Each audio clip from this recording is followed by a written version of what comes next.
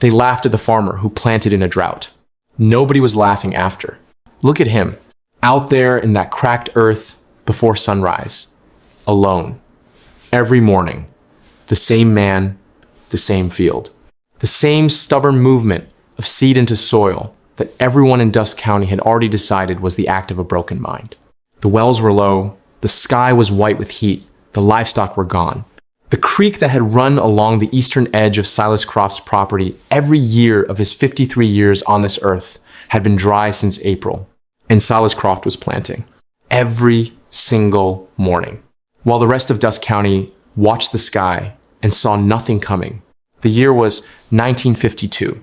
The drought had been building since 1950. And what Silas knew, what he had found in a tin box in the back of his barn that nobody else had ever opened, was about to change everything. Every single person in that county thought they understood about the land beneath their feet. But they did not know that yet. All they knew in the summer of 1952 was that Silas Croft had lost his mind, and they were not quiet about it. Before we get to what happens next, you need to understand what this drought was actually doing to Dust County. Because nothing about what happens next makes sense unless you feel what that summer felt like. And what it felt like was the end of everything. To understand the summer of 1,952 inches, Dust County, Kansas, you have to understand what 2 years of drought does to a farming community. It does not just kill the crops. It kills the belief that crops are possible.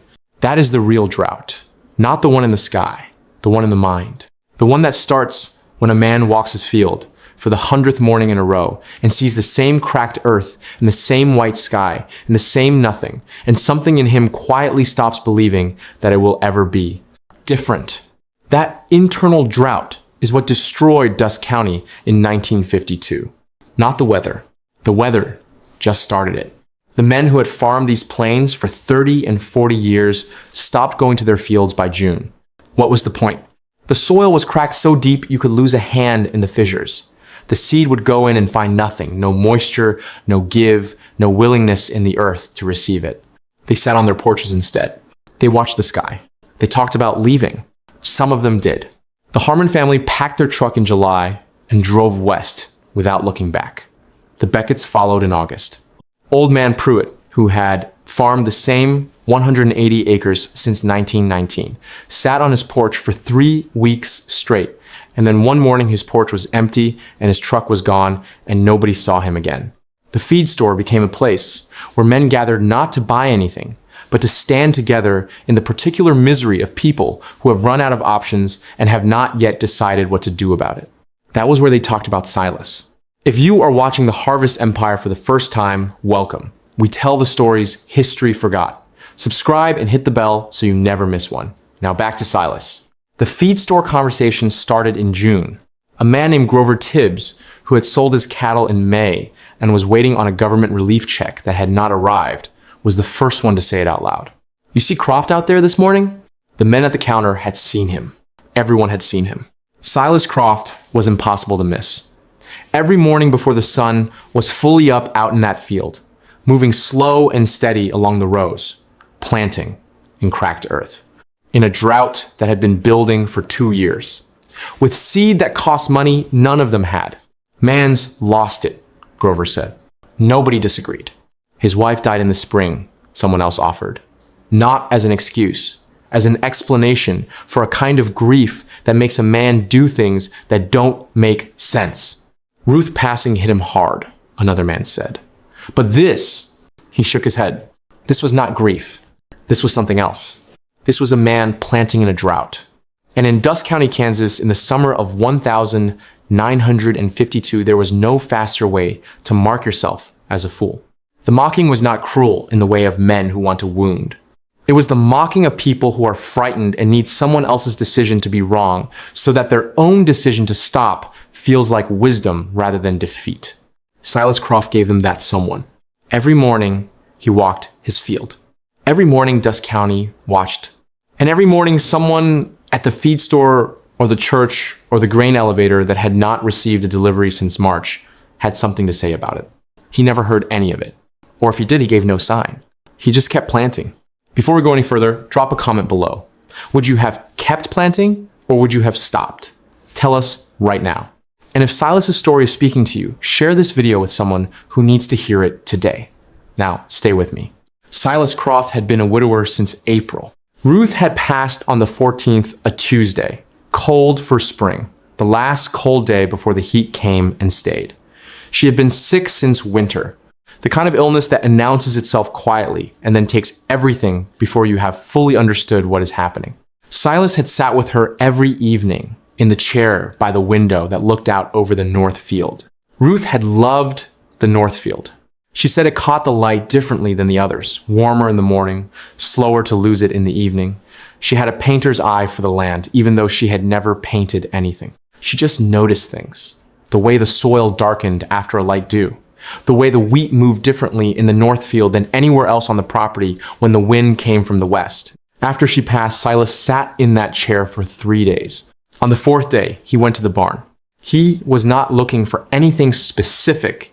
He was looking for something to do with his hands because his hands did not know how to be still, and the house was too quiet for a man who had shared it with someone for 29 years. He found a tin box behind the seed records his father had kept since 1931. He almost did not open it.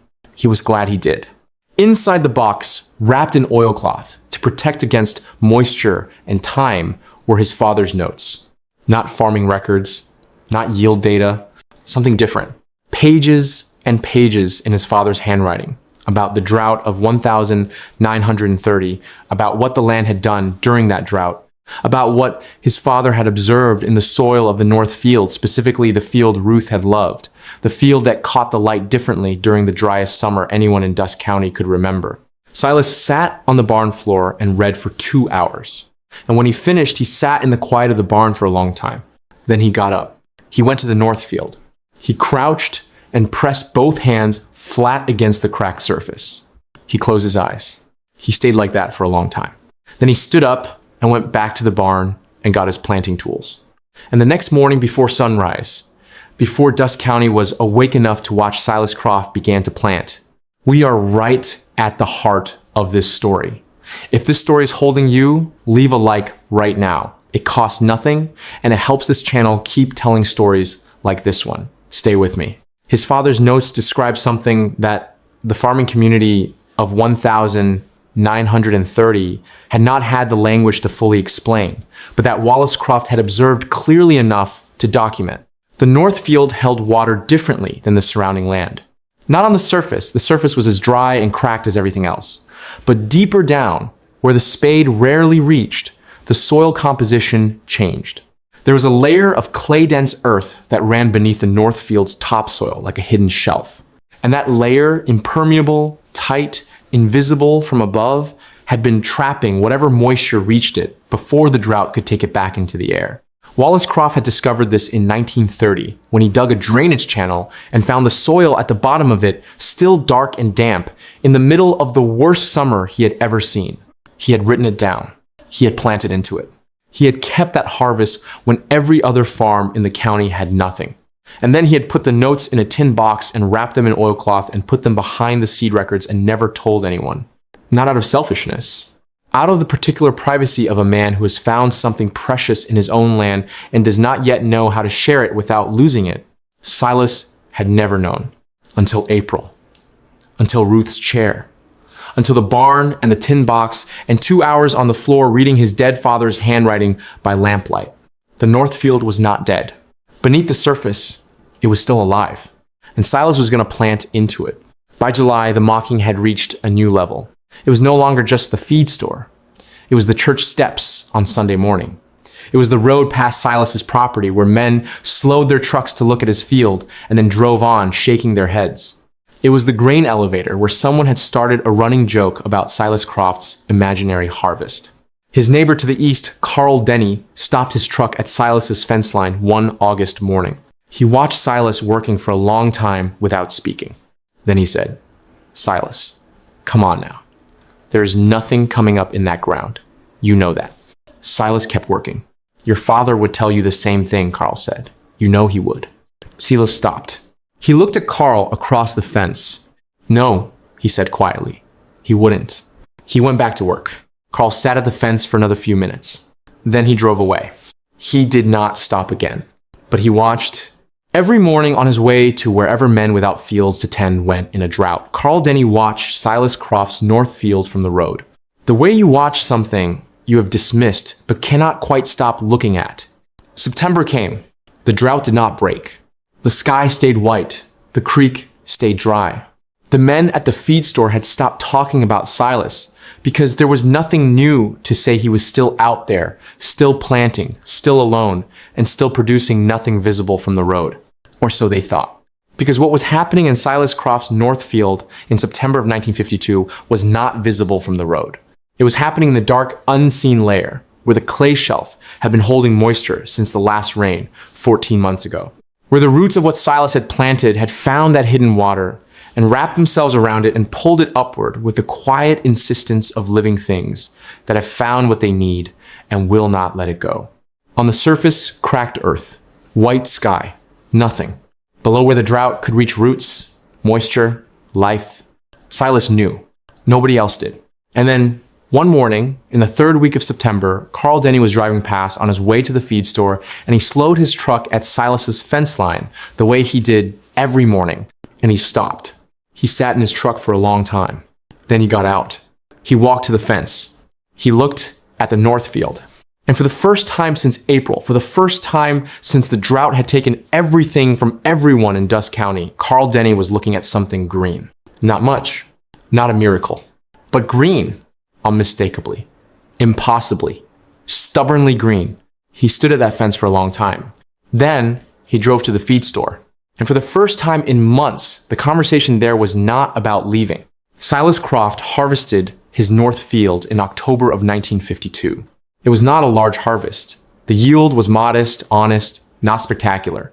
The drought had taken its toll, even on the north field's hidden moisture. What came up was not enough to make a man rich, but it was enough. Enough to carry Silas through the winter, enough to pay what needed paying, enough to plant again in the spring with seed he had kept back specifically because his father's notes had told him to always keep back spring seed no matter how bad the season. He brought the harvest in alone, the way he had planted it, the way he had done everything since April. But he did not keep it all.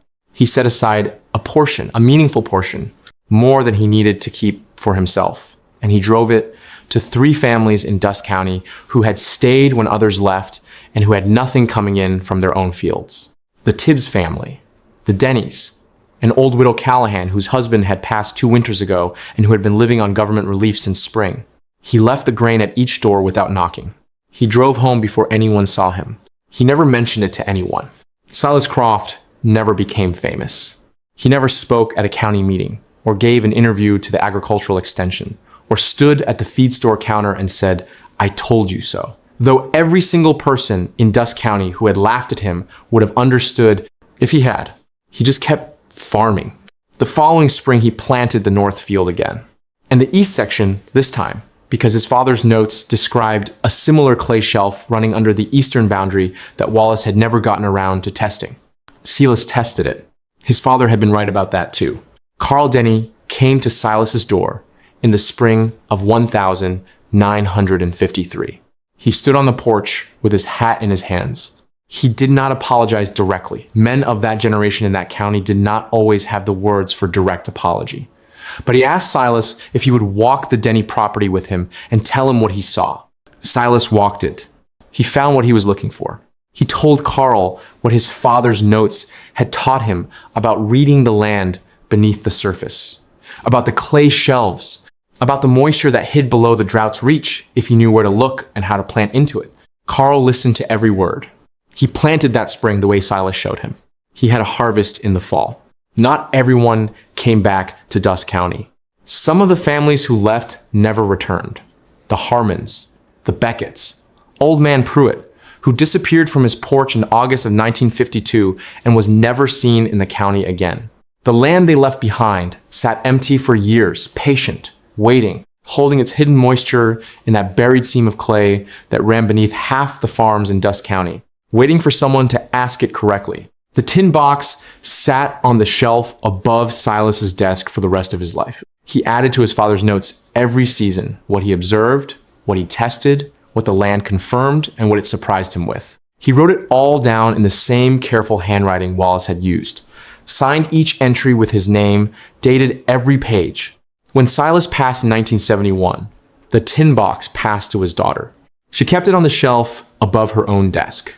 She added to it. She taught her son to read it the way Silas had read it, not as history, but as instruction, as a conversation with the land that had been going on since 1930 and had no reason to stop.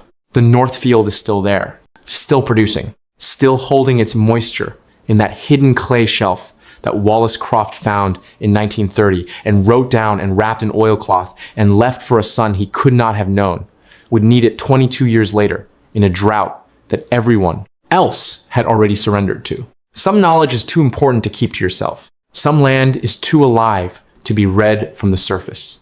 And some men, the ones who get up before sunrise and press their hands into cracked earth and listen for what is happening beneath it, where the drought cannot reach. Those men do not farm the land the way it looks. They farm it the way it is.